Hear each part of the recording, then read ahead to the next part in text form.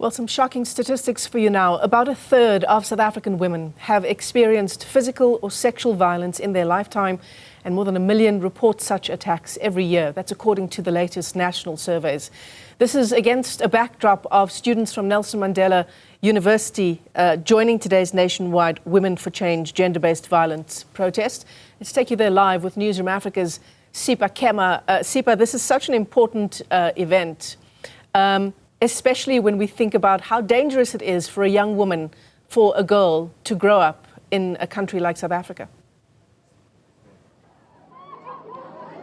Absolutely, and you can also just imagine, Michelle, when we're talking about students that leave their homes, leave the small towns or big towns they're coming from to come to university. But unfortunately here, this is where at times they are at the highest risk, where off campus and on campus you hear a lot of reports coming from the students regarding issues of sexual assaults and rapes in here, which is why exactly this march has been organized by some members of the student body. We're joined by Unam Masoga. Thank you so much, Unam, for talking to us this morning.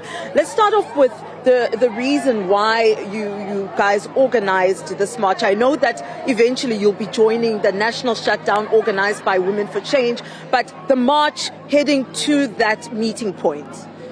We decided to do this march in respect to the events that have occurred within the institution. The events that have occurred within the institution are very devastating. So we thought Women for Change has brought about a very enlightening movement. So rather, we as the student movement, the student community here at Nelson Mandela University, we stand together to show solidarity, to show that we are for the cause that is fighting against GBV in South Africa. So we're going to be joining Women for Change because we see that we are really committed in supporting them, and we see that they are actually supporting us. Yes. All right, so thank you so much, Unam. Now, Michelle, I just want to quickly bring in those that are affected, which is a young woman, a young student here from the Nelson Mandela University. Thank you so much for talking to us this morning. Just some of the issues, highlight some of the issues that students, young women are facing on campus, off campus, residents, when you have to walk from whatever campus you're coming from, or rather residence you're coming from, to campus, what you endure. Okay, thank you very much. We have a lot of issues here, and as a off-campus leader, I've seen them also. And the problem is that our res managers, even the institution itself, it does not take these things into context, because even now we had a student commit suicide due to the fact that her perpetrator is still allowed to be on campus. And the only thing that they do is that they send us emails, they say, oh, sorry, we're going to work on it, but there's no work actually being done.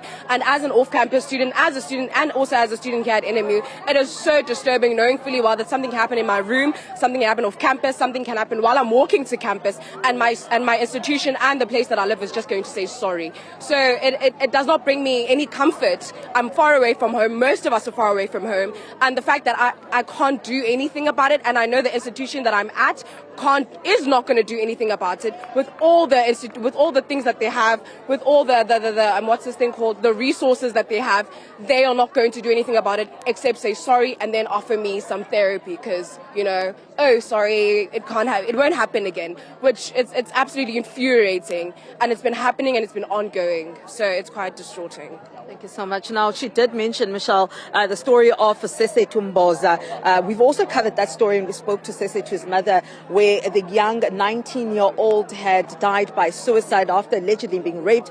We did confirm with SAPS that a rape case was indeed open. The perpetrator had been apprehended, but he was later released on bail, and Sesetu is said to have actually met her perpetrator on campus, which of course was quite disturbing to her. Now, these are some of the issues that were just highlighted now by this young woman that attends NMU, and the reason behind why they've decided to also join and gather here and march all the way to the Women for Change shutdown, nationwide shutdown, leg. Now, of course, we know that the Women for Change have said that they're not calling for a march. What they're going to do is have a moment of silence at 12, where we'll also be giving you visuals on that. We'll also be talking to one of the professors from the Nelson Mandela University on gender studies to give us more in-depth look, as well as the stats and numbers on issues of sexual assault and gender-based violence against women and children. 15 minutes is all it will take to have your say. given that a woman is killed in South Africa every 2.5 hours. Sipha Kema is live to us there from NMU.